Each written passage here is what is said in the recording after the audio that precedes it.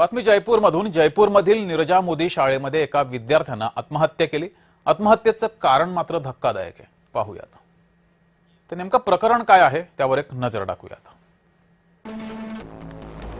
1 November 2025 इयत्ता 4थीमध्ये शिकणाऱ्या 9 वर्षीय मुलीनं शाळेच्या 4थ्या मजल्यावरून उडी मारली.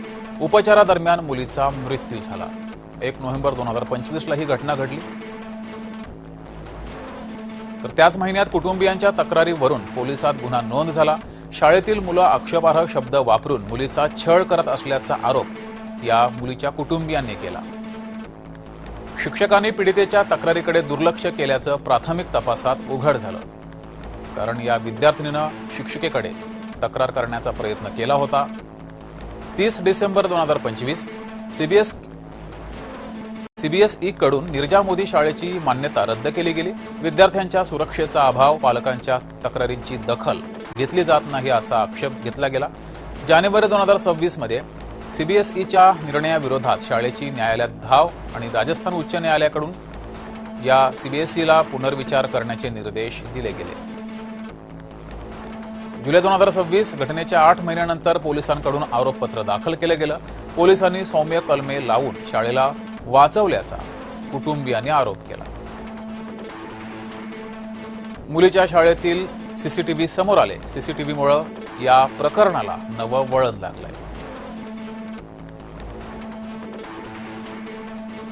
पीडितेने शिक्षिकेकडे तक्रार केल्याचं व्हिडिओमध्ये समोर आलंय. शिक्षिकेकडे रडून हात जोडून मदत मागितल्याचं सुद्धा या सीसीटीव्ही फुटेजमध्ये उघड झालंय. मात्र शिक्षिकेने दुर्लक्ष केल्याचं समोर आलंय. पीडितेच्या तक्रारीकडे शिक्षिकेने दुर्लक्ष केल्याचं स्पष्ट दिसतंय. सीसीटीव्हीच्या आधारे कठोर कारवाईची कुटुंबियांनी मात्र मागणी केलेली आहे. कुटुंबीय आक्रमक झालेत.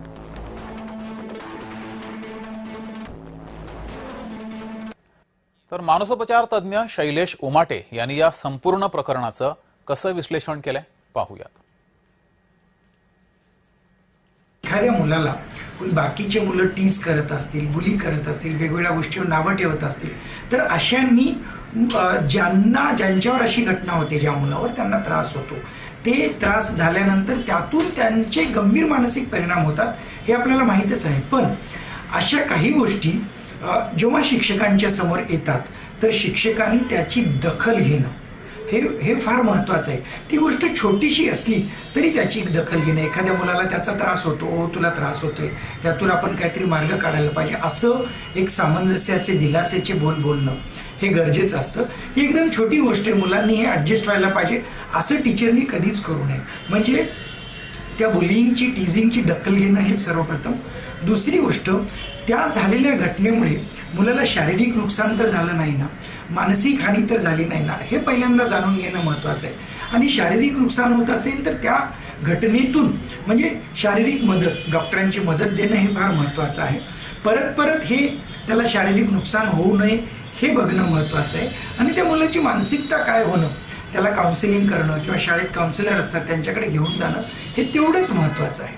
बरं, जेव्हा मुलं एखादी अशी कंप्लेन करतात, ज्या मुलांबद्दल ते करतात त्या मुलांशी बोलणं, ते मूल असं का वागतं, का दुसऱ्यांना त्रास देतं, त्याच्या मागे काही बॅकग्राऊंड आहे का, त्या असं त्रास देणाऱ्या, बुली करणाऱ्या मुलांशी बोलणं हे तेवढंच महत्त्वाचं आहे.